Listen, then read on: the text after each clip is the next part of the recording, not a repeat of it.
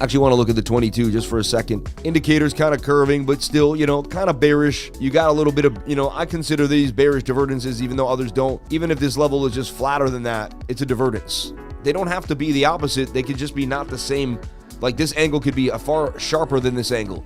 And I call it like a class B divergence. 22-hour also wants to come down to the 21 SMA. And you can see it's bearish right now. Let's look at the bearish scenario. The bearish scenario. You got some bearish div here forming on the 4-hour time frame. This could be your high. You could start to dump. You go back inside the pattern. But for all this to happen, you'd have to break back below 65.7 and then 63.3, right? Once that happens, then I'll start, okay, we'll be bearish. We got some bearish div here on the daily. I mean, that swings up and that swings down. That's bearish divergence, and it's a very big one. Like the longer, more elongated, the more concern I have for it. So it does tell me, hey, there could be a pullback. We're already getting a pullback. We hit 70K.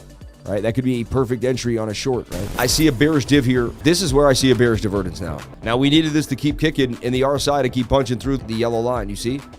But we did it. We hit the yellow line and we came in. And I always tell everyone, watch Sunday night. Sunday night into Monday, heavy volatility. Heavy volatility, always. All right, so right off the bat, that's swinging down while that's swinging up. It's a bearish div right out, and you're overbought on the stochastic. So bearish divergence. The 21 and the 200 are far apart. Usually you get some type of pullback at that point. Strong support at 69.7.